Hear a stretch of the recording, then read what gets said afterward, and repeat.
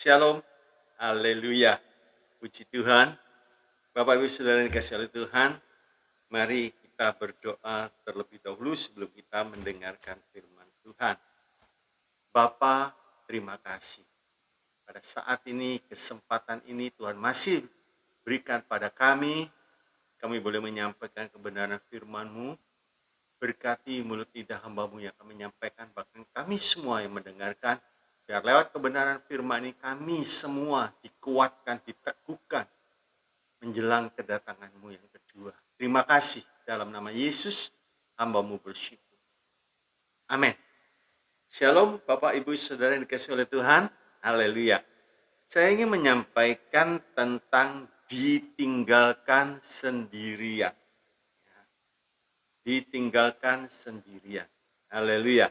Mari kita baca di dalam 2 Timotius 4 ayat yang ke-16 sampai ke-18. Pada waktu pembelaanku yang pertama, tidak seorang pun yang membantu aku. Semuanya meninggalkan aku. Kiranya hal itu jangan ditanggungkan atas mereka. Tetapi Tuhan telah mendampingi aku dan menguatkan aku, supaya dengan perantaraanku, Injil diberitakan dengan sepenuhnya, dan semua orang bukan Yahudi mendengarkannya. Dengan demikian aku lepas dari mulut singa. Dan Tuhan akan melepaskan aku dari setiap usaha yang jahat. Dia akan menyelamatkan aku sehingga aku masuk ke dalam kerajaannya di surga. Baginya lah kemuliaan selama-lamanya. Amin. Bapak, Ibu, Saudara yang dikasihi oleh Tuhan, peristiwa ini satu hal yang sangat menyakitkan. Ya. Nah, ini ditulis supaya kita bisa mengambil sebuah pelajaran. Tuhan Yesus pun pernah mengalami hal yang sama, ditinggalkan oleh murid-muridnya. Di dalam Markus 14 ayat 50 dan Matius 26 ayat yang ke-56. Kita baca Markus 14 ayat yang ke-50. Lalu semua murid itu meninggalkan dia dan melarikan diri.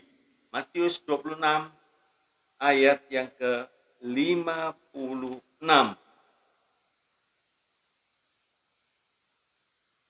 Ayat yang ke-56.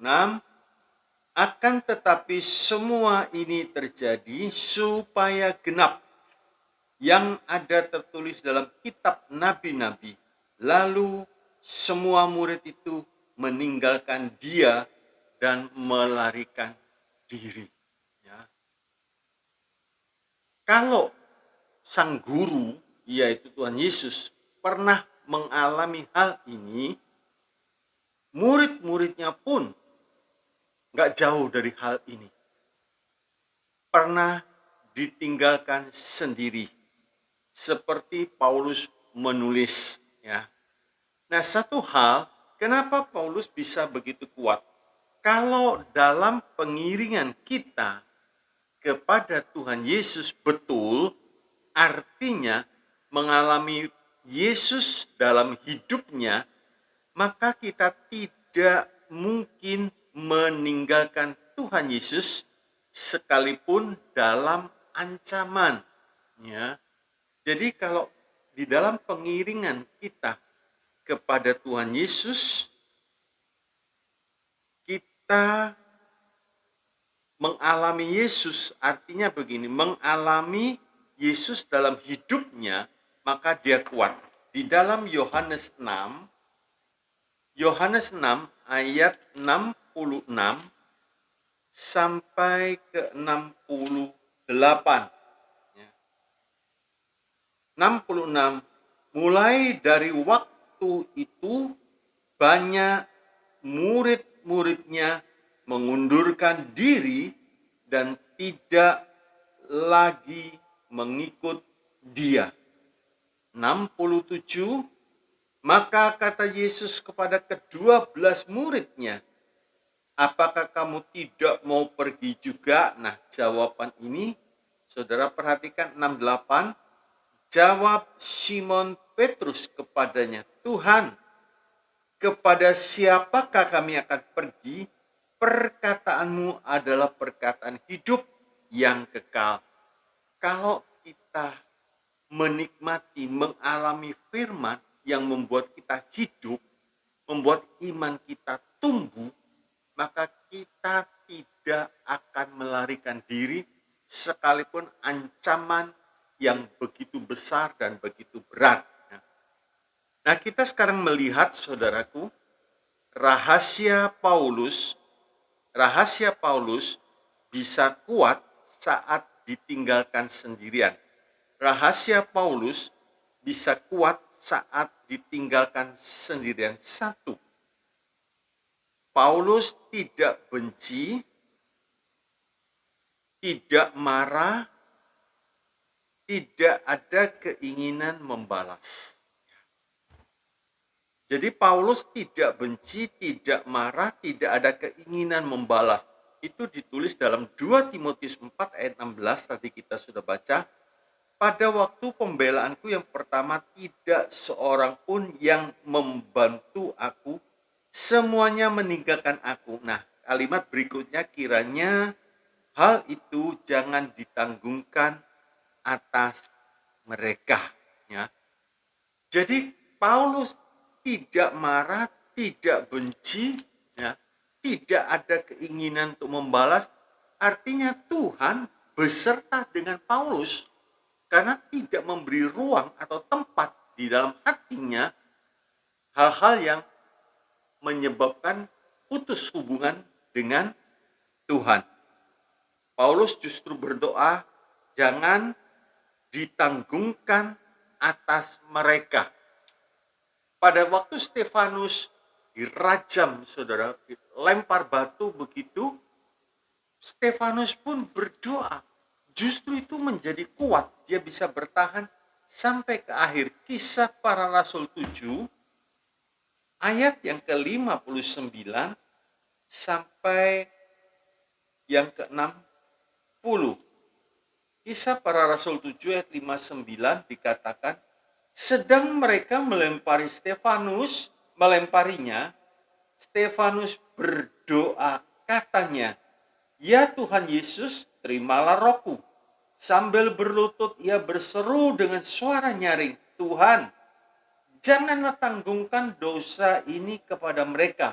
Dan dengan perkataan ini meninggallah ia. Jadi pada waktu orang melempari, justru Stefanus berteriak dengan kencang.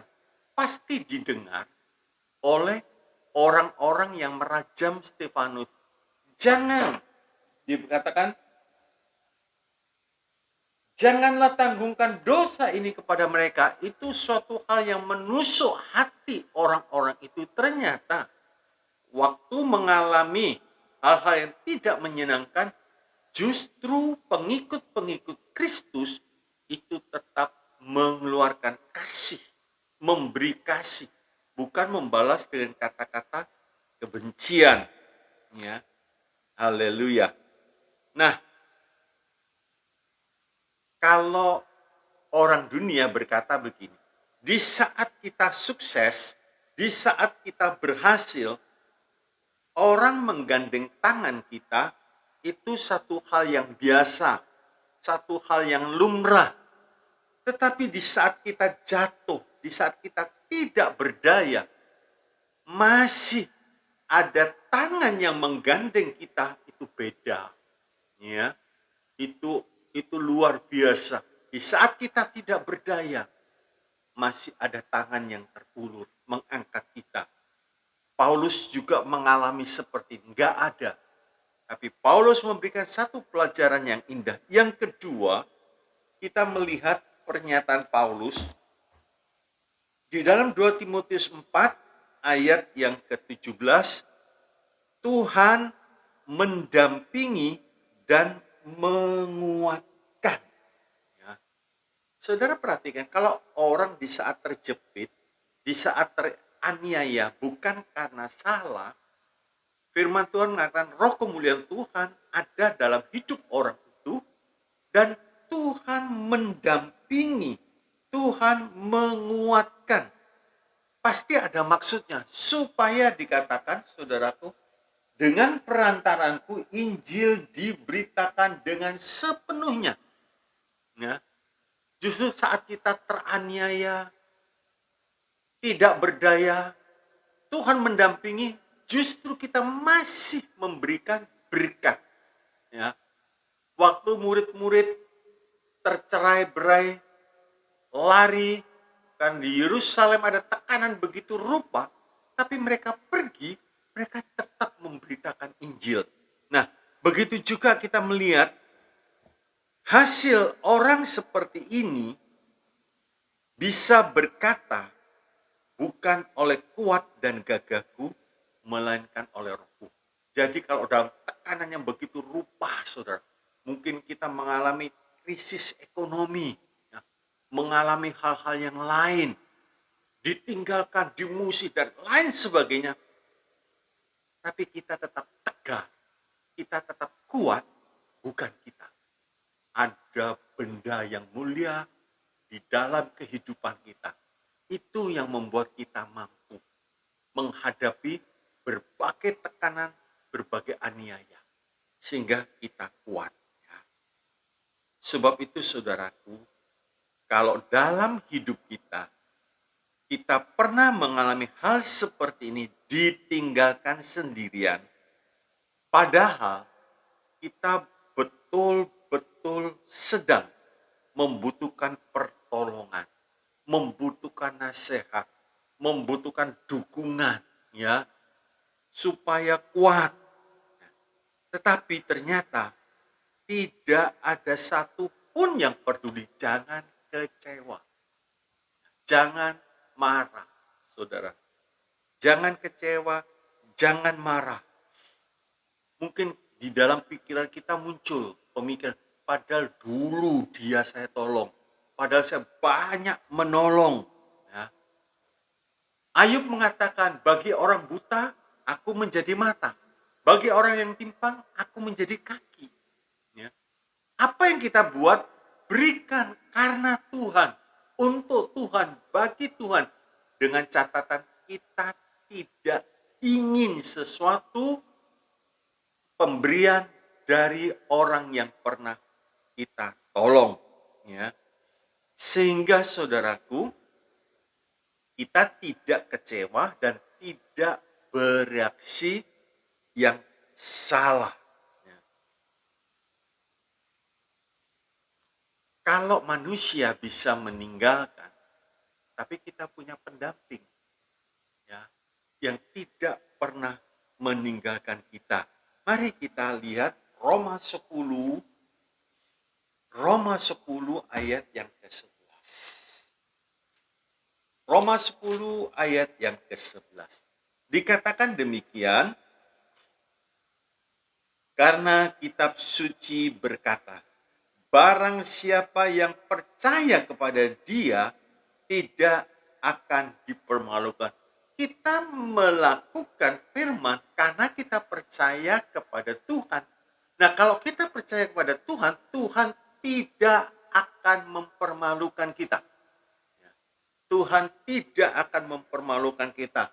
Mazmur 91 ayat yang ke-14 sampai yang ke-16. Mazmur 91 ayat 14 sampai 16.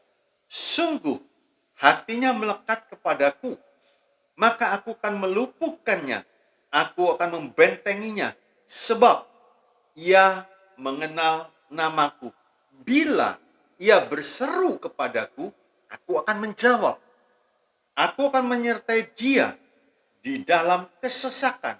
Aku akan meluputkannya dan memuliakannya. Hasilnya kita melihat, dengan panjang umur akan kukenyangkan dia dan akan kuperlihatkan kepadanya keselamatan daripadaku. Haleluya. Haleluya. Ya, kita punya Tuhan. Kalau hubungan kita dengan Tuhan baik, di saat teraniaya, di saat tersolimi, ditinggalkan dan lain sebagainya, kita tidak bereaksi salah, maka Tuhan mendampingi dan menguatkan kita. Itu janji Tuhan dan ya dan amin, pasti terjadi. Ya. Dan hasilnya kita melihat Paulus bisa memberitakan Injil. 3.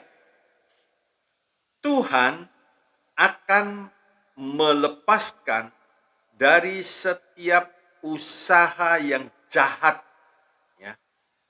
Dikatakan di dalam 2 Timotius 4 tadi dikatakan, saudaraku, ayat yang ke-18, dan Tuhan akan melepaskan aku dari setiap usaha yang jahat. Jangan takut, saudara. Kalau siang kita bisa lihat, ada musuh datang. Wah, itu ada panah, orang sedang mau mana.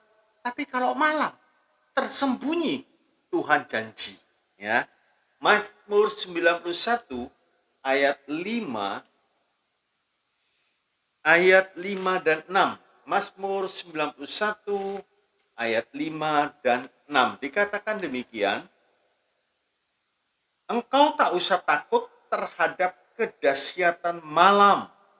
Ya.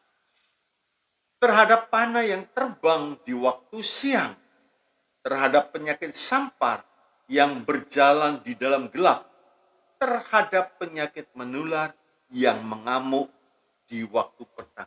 Engkau tidak usah takut. Baik siang, baik malam, kita senantiasa dalam penjagaan Tuhan. Tuhan mendampingi, Tuhan memberi kuat. Ya. Sekalipun musuh mengintai di siang hari, kita aman. Di malam hari, kita tetap aman. Haleluya. Sebab penjaga Israel tidak tertidur. Ya, tidak tertidur. Dia sanggup menjaga kita dengan sempurna. Sebab itu tidak usah takut. Ya.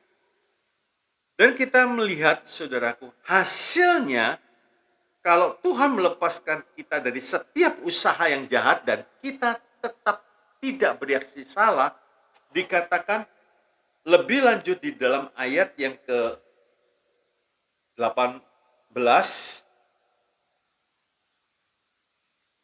Dia akan menyelamatkan aku sehingga aku masuk ke dalam kerajaannya di sorga. Baginya lah kemuliaan selama-lamanya. Amin. Nah, ini dia sasaran yang terakhir. Kita menang, kita akan dibawa masuk ke dalam kerajaannya di surga. Tapi kalau jatuh, nggak ada janji itu. Tidak ada janji itu. Sebab itu, saudaraku, waktu kesukaran datang, kita cek, kita periksa. Kalau karena salah kita, ya kita mesti bertobat. Kita minta maaf, kita minta ampun kepada Tuhan. Tapi kalau karena kebenaran, karena Tuhan mengatakan, roh kemuliaanku ada di atasmu. Nggak usah takut. Hasilnya, Tuhan menyelamatkan sehingga kita masuk ke dalam kerajaannya di surga. Sebab itu, Bapak, Ibu, Saudara yang dikasih oleh Tuhan, kalau ada hal-hal yang menyakiti kita, padahal kita sudah berbuat baik pada orang itu, ya, tapi mereka bereaksi salah. Kalau orang dunia berkata, air susu dibalas air tuba. Tapi orang Kristen punya pepatah juga, air tuba dibalas air susu. Kok bisa? Bisa. Karena Tuhan yang memampukan, bukan kuat gagah kita. Orang jahat dibalas baik, bisa. Coba kita lihat Mazmur 38 ayat yang ke-21. Mazmur 38 ayat yang ke-21. Mereka membalas yang jahat kepadaku, ganti yang baik. Mereka mengusir aku, karena aku mengejar yang baik. Terus dikatakan, jangan tinggalkan aku ya Tuhan Allahku, janganlah jauh daripadaku, segeralah menolong aku, ya Tuhan keselamatanku. Jadi, kalau kita membalas yang baik, maka kita bisa berseru, kita bisa memanggil Tuhan. Tuhan, jangan tinggalkan aku, ya. Tuhan, tolong aku. Haleluya. Kalau Tuhan tidak tinggalkan kita, maka kita bisa membalas air tuba yang jahat, kita balas dengan yang baik. Orang dunia berkata air susu dibalas air tuba, ya. Tapi kita tidak. Haleluya. Nah, lebih lanjut lagi kita akan melihat, saudaraku, pelajaran yang didapat dari 2 Timotius 4 ayat 16 sampai 18. Kalau tadi rahasianya Paulus, sekarang kita melihat pelajaran yang didapat dari 2 Timotius 4 ayat 16 sampai 18:1. Sekalipun ditinggalkan, tetaplah berbuat yang baik. Sekalipun ditinggalkan, tetaplah berbuat yang baik. Bahkan firman Tuhan mengatakan orang yang sangat dekat sekali dengan kita, bahkan seharusnya orang itu melindungi, menyayangi kita, memelihara kita, tapi ditinggalkan kita. Nggak apa-apa. Yang penting jangan Tuhan meninggalkan kita. Mazmur 27 ayat yang ke-10. Mazmur 27 ayat 10. Sekalipun ayahku dan ibuku meninggalkan aku, namun Tuhan menyambut aku. Itu yang luar biasa, ya. Orang yang seharusnya melindungi, mengasihi kita, menyayangi kita, tapi firman Tuhan mengatakan sekalipun ayahku dan ibuku meninggalkan aku, Tuhan menyambut aku. Luar biasa. Memang sakit, saudara, ya. Siapa yang nggak sakit? Ayah dan ibu yang melahirkan kita atau membuang begitu saja, meninggalkan begitu saja, tidak peduli. Dan kita sering mendengar itu, baru dilahirkan atau ditaruh di depan pintu panti asuhan. Lebih sadis lagi, ditaruh di tempat pembuangan sampah dan lain sebagainya. Ya, itu luar biasa kejadian seperti itu. Ada satu kisah, saudaraku, seorang bayi perempuan dibuang di sampah. Kebetulan waktu itu pemulung lewat, dia lihat kok ada suara, diambil anak ini, diasuh dengan baik. Seorang bapak tidak punya istri, sudah tua, diambil, diasuh. Bapak ini agak pendek, saudara. Anak ini yang diasuh sekolah. Waktu di sekolah, ya bapaknya senang, dia mau menjemput, tapi ternyata anak asuhnya ini ada rasa malu. Ya, ada rasa malu menemui bapaknya. Tapi setelah dia tahu kisahnya, si gadis yang dulu bayi yang kecil dibuang, dia tidak malu lagi. Justru dia bekerja keras, dia ingin menyenangkan hati orang tua angkatnya. Ya, hati orang tua angkatnya. Mari kita lihat, ya. Kalau kita tidak bersalah, Tuhan menyambut kita. Itu artinya dalam peristiwa ini kita dalam posisi yang betul.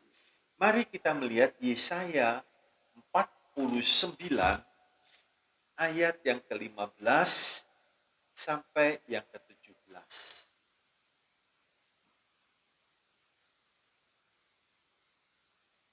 Dapatkah seorang perempuan melupakan bayinya sehingga ia tidak menyayanginya anak dari kandungannya, sekalipun dia melupakannya, aku tidak akan melupakan engkau. Luar biasa. Bahkan, lihat, aku telah melukiskan engkau di telapak tanganku. Tembok-tembokmu tetap di ruang mataku. Orang yang membangun engkau datang bersegera, tetapi orang-orang yang merombak dan merusak engkau meninggalkan engkau. Mungkin di antara kita yang mendengarkan pernah mengalami hal seperti ini, disia-siakan oleh orang tua atau dibedakan oleh orang tua. Oh, ini anak sial. Oh, ini anak yang tidak membawa rezeki dan lain sebagainya. Ingat, Yesaya 49 ayat 15, 16, 17. Justru Tuhan mengatakan, orang tua meninggalkan, Tuhan melukiskan kita di telapak tangan. Bahkan Tuhan berjanji, orang yang membangun kita datang, orang yang merombak kita pergi. Artinya di dalam tangan Tuhan kita mengalami sukses yang luar biasa, ya, mengalami sukses yang luar biasa. Haleluya. 2, Tuhan mendampingi orang yang benar. Tuhan tidak pernah membela orang yang salah, tidak. Tuhan mendampingi orang yang benar. Kalau Tuhan mendampingi kita, artinya Tuhan beserta dengan kita, kita pasti mengalami kemenangan dan kita pasti melakukan perbuatan-perbuatan yang ajaib, ya, perbuatan yang gagah perkasa. Karena Tuhan mendampingi kita. Ya. Tuhan, saudara perhatikan aja, orang disakiti, disia-siakan, dikata-kata dan lain sebagainya.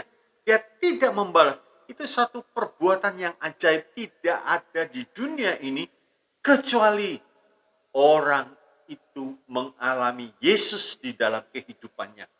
Mazmur 60 ayat 14 itu dikatakan, ya, dengan Tuhan kita akan melakukan perbuatan-perbuatan yang gagah perkasa. Sebab itu saudaraku, kita jangan kecewa, jangan berikan ruang di hati kita perasaan kecewa, perasaan ingin membalas dan lain sebagainya. Kenapa? Orang tuaku membuang aku, kenapa orang tuaku meninggalkan aku, dan lain sebagainya. Kalau kita betul, ada Tuhan. Ada Tuhan yang mendampingi kita. Ada Tuhan yang memberi kekuatan kita. Tidak perlu takut, saudaraku. Ya, tidak perlu takut, tidak perlu kecewa. Kalau itu kecewa, marah, benci, dibiarkan, itu merusak gambar diri kita. Gambar diri kita sebab dikatakan mari kita ciptakan manusia serupa dengan gambar Allah. Allah tidak pernah membenci, Allah tidak pernah membalas, Allah tidak pernah iri, Allah tidak pernah dendam. Kalau kita dendam, benci, iri, gambar Allah dalam kehidupan kita sedang rusak. Ya, sedang rusak. 3, ujian kesetiaan. Tadi kita sudah baca dalam Yohanes 6 ayat 66. Oh, belum ya? Kita akan lihat. Coba Yohanes 6 ayat 66 sampai 68. Oh, sudah tadi. Tapi saya bacakan lagi. Mulai dari waktu itu banyak murid-muridnya mengundurkan diri dan tidak lagi mengikuti dia. 67. Maka kata Yesus kepada ke-12 muridnya, apakah kamu tidak mau pergi juga? Jawab Simon Petrus kepadanya, Tuhan, pada siapakah kami akan pergi? Perkataanmu adalah perkataan hidup yang kekal. Nah, di dalam Yohanes 6, 66, 68, 12 murid kuat karena dia mengalami, Tuhan, kepada siapakah kami akan pergi? Perkataanmu adalah perkataan hidup yang kekal. Firman Tuhan menghibur, firman Tuhan menghidupkan, sehingga kita kuat. Nah, ujian kesetiaan, ya, itu akan kita alami.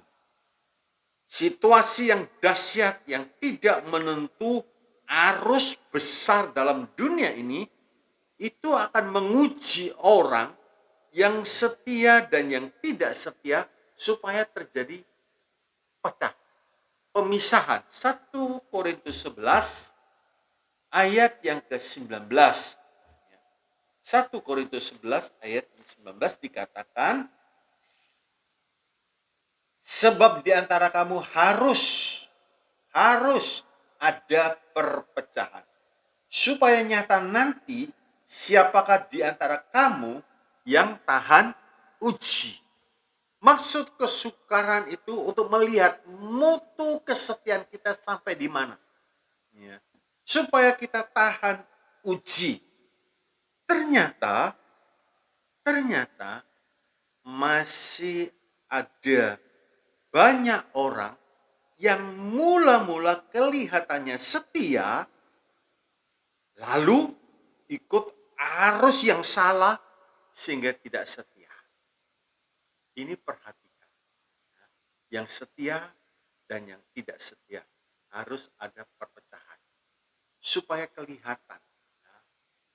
Kalau kondisi sekarang ini aja beberapa orang beriman sudah nggak mau datang ibadah, alasannya macam-macam, takut COVID lah, takut ini dan lain sebagainya. Lebih baik ibadah online, live streaming. Saudaraku, Tuhan inginkan kita tetap setia. Ya. Jangan tinggalkan ibadah. Loh, saya kan online ibadah. Beda, saudara. Ya. Kita datang on-site dan online sangat berbeda. Kalau online, kita dalam tanda petik ya, tidak tertib aja, gak ada yang tahu. Mungkin dengar khotbah sambil makan kacang, sambil bikin mie goreng, sambil goreng telur mata sapi dan lain sebagainya. Saya tidak menuduh orang beriman yang ibadah online melakukan seperti itu. Tapi kalau kita on-site, mau tidak mau kita tertib, mata kita tertuju, telinga kita terbuka, melihat, mendengar apa yang disampaikan. Dalam 1 Korintus 11:19 tadi dikatakan harus ada perpecahan. Sebab itu saudaraku, ujian kesetiaan ini akan terjadi.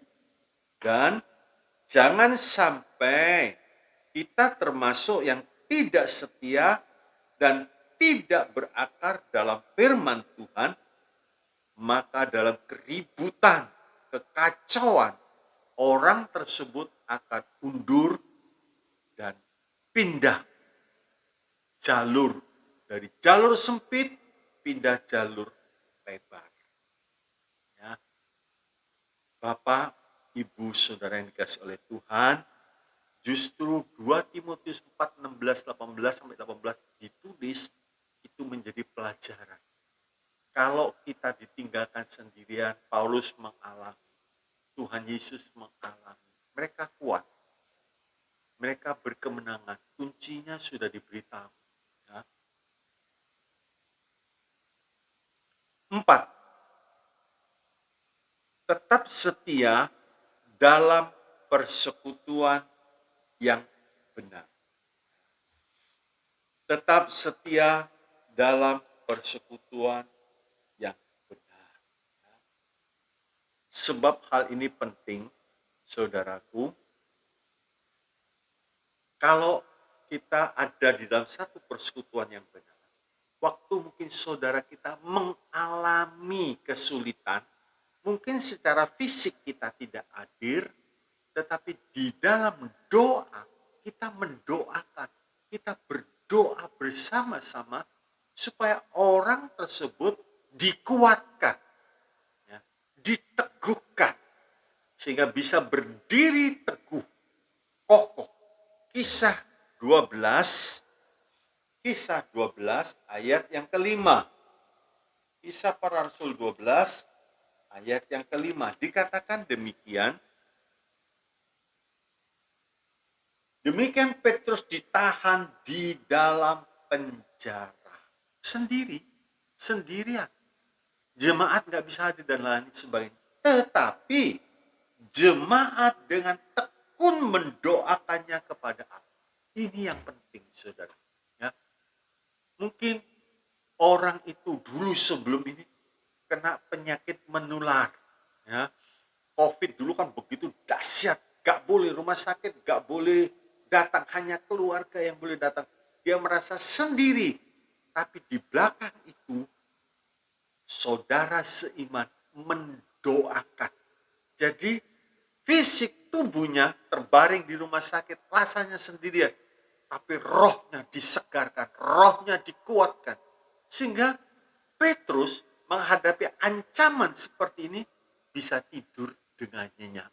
Ya, ini perlu diperhatikan, ya, perlu diperhatikan saudaraku.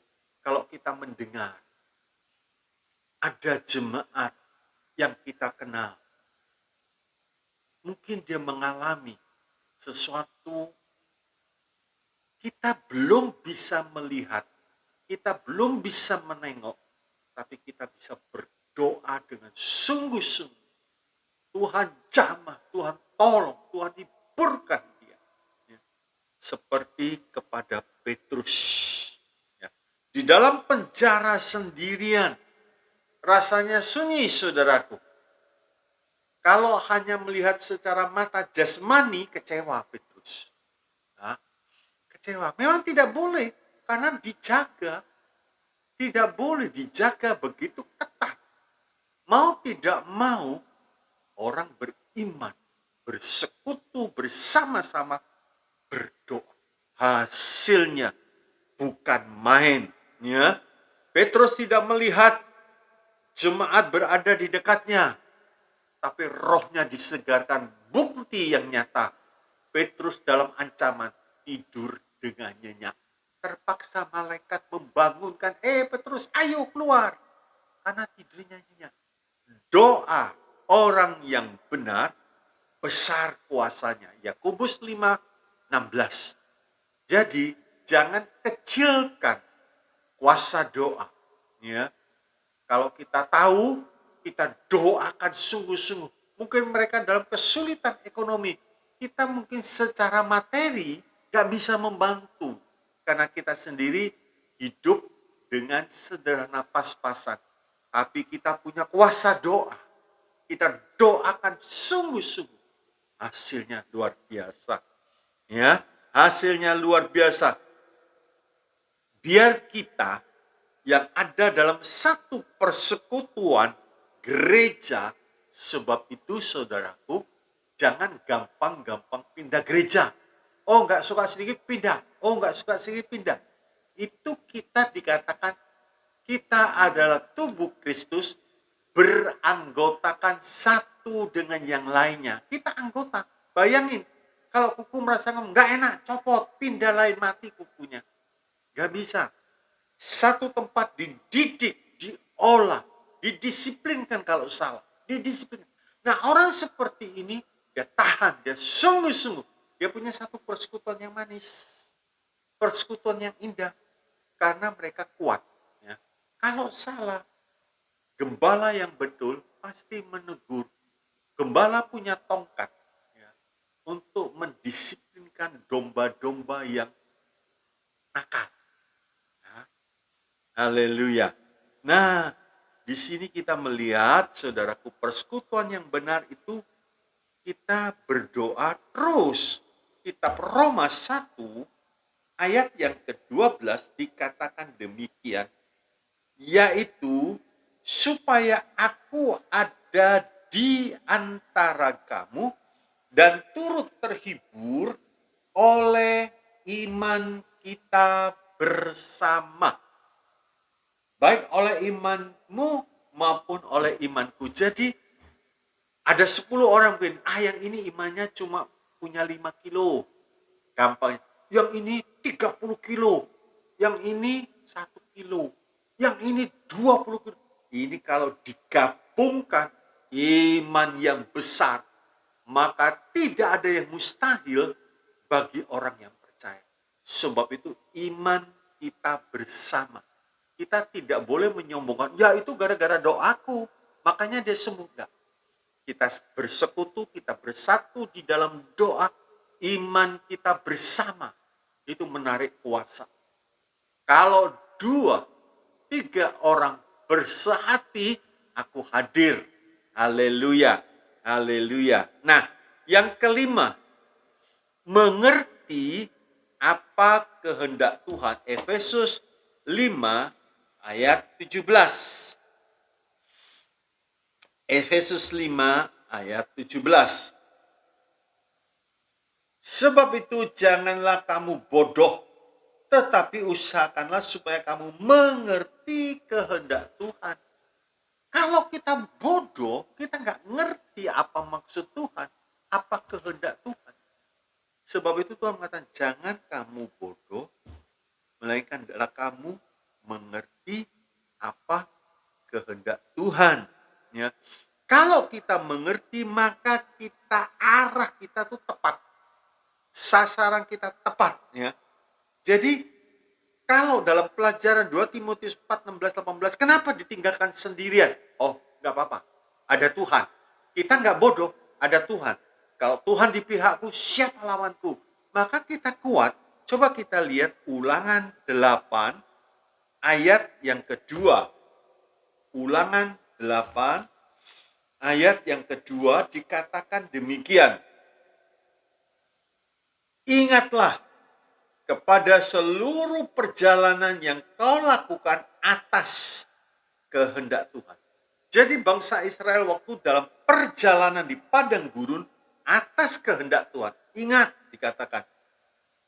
Ingatlah kepada seluruh perjalanan yang kau lakukan atas kehendak Tuhan Allahmu di padang gurun selama 40 tahun ini dengan maksud merendahkan hatimu dan mencoba engkau untuk mengetahui apa yang ada dalam hatimu, yakni apakah engkau berpegang pada perintahnya atau tidak. Di saat orang meninggalkan kita, masihkah kita berpegang pada perintah-perintahnya Tuhan? Pada hukum-hukum Tuhan? Enggak Tuhan, aku tidak mau benci Tuhan, aku mau memberkati Tuhan. Jangan tanggungkan hal itu kepada mereka. Ini teruji saudara, ini terbukti. Haleluya. Sendirian kita masih tetap berpegang pada perintahnya Tuhan. Tetap takut akan Tuhan. Kesimpulannya, 1. Sahabat, orang dekat bisa saja meninggalkan kita. Sahabat, orang dekat bisa saja meninggalkan kita. Tetapi Tuhan tidak pernah meninggalkan kita. Ulangan 31 ayat yang ke-8. Ulangan 31 ayat yang ke-8 dikatakan demikian.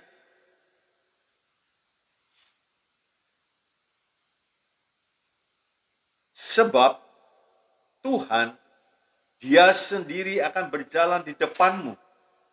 Dia sendiri akan menyertai engkau. Dia tidak akan membiarkan engkau dan tidak akan meninggalkan engkau. Janganlah takut dan janganlah patah hati. Mungkin secara kasat mata, mana Tuhan? Nggak kelihatan, saudara. Nggak kelihatan, mana sih Tuhan? Aku ini sedang sendirian loh Tuhan. Ini fakta, ini kenyataannya.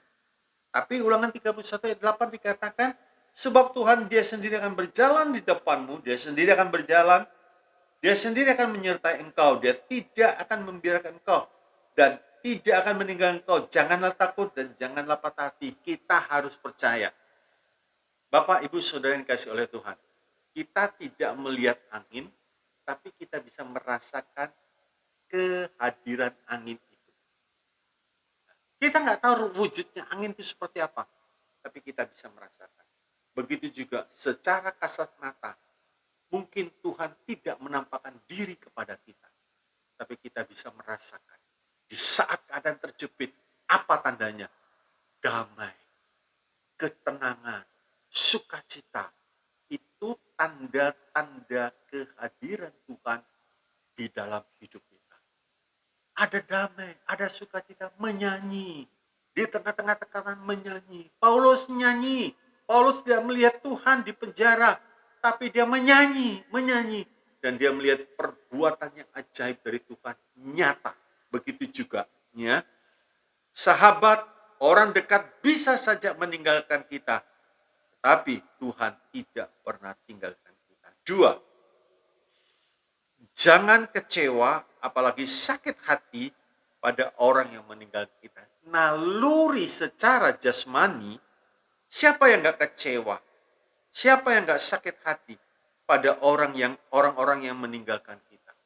Siapa? Secara jasmani begitu, saudaraku. Tapi kita punya Tuhan. Ya. Haleluya. Kita punya Tuhan yang mendampingi jauh. Satu malaikat saja itu bisa memusnahkan 185.000 orang. Satu malaikat. Kalau Tuhan, aduh, gak bisa diukur lagi, saudara. 3, kesempatan untuk belajar mempraktekkan firman Tuhan. Ya, kesempatan untuk belajar mempraktekkan firman Tuhan. Tadi kita sudah baca Mazmur 38 ayat 21 sampai 23. Air susu, air tuba dibalas air susu. Orang-orang yang jahat memusuhi kita, kita memberkati. Kesempatan untuk mempraktekkan firman Tuhan. Ya. 4, Tuhan mendampingi orang yang benar. Tadi kita juga sudah baca di dalam Mazmur 91 ayat 14 sampai 16. Waktu kita berseru kepada Tuhan, Tuhan mendengar, Tuhan meluputkan, dan Tuhan memberikan panjang umur. Haleluya. Bapak, Ibu, Saudara dikasihi Tuhan, biar lewat pelajaran firman Tuhan hari ini, kalau kita mengalami, saya tidak tahu, orang-orang yang pernah kita tolong, pernah kita bantu, ternyata saat kita membutuhkan pertolongan, mereka justru meninggalkan kita. Bahkan ayah ibu pun masih meninggalkan kita. Seorang perempuan bisa melupakan bayinya, tetapi Tuhan tidak pernah melupakan kita. Kita dilukis di telapak tangan Tuhan.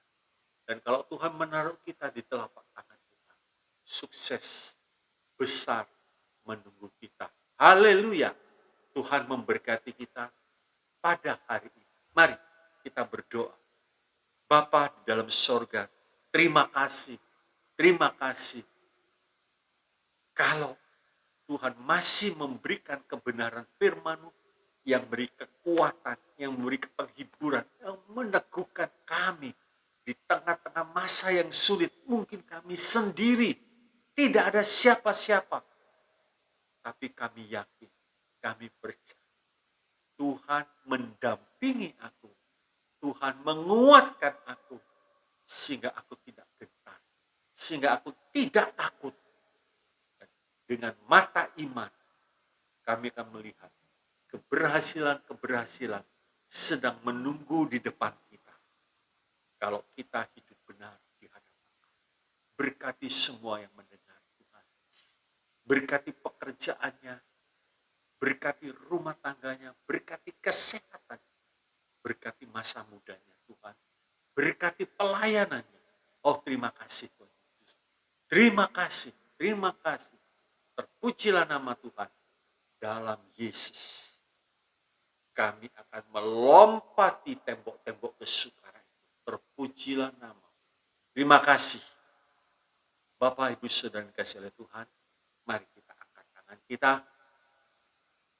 Terimalah saat ini berkat kasih dari Allah Bapa, damai sejahtera, sukacita, dan anugerah dari Tuhan kita Yesus Kristus. Kuat kuasa persekutuan di dalam Allah Roh Kudus, limpah dengan karunia-karunia roh dan buah roh menyertai perjalanan kami, sehingga kami boleh kuat. Sebab Tuhan mendampingi kami, Tuhan memberi kekuatan, dan Tuhan tidak pernah melepaskan kami. Terpujilah nama Tuhan Yesus. Dalam nama Yesus, berkat ini diberikan. Haleluya. Semua yang percaya katakan, amin. Tuhan Yesus memberkati.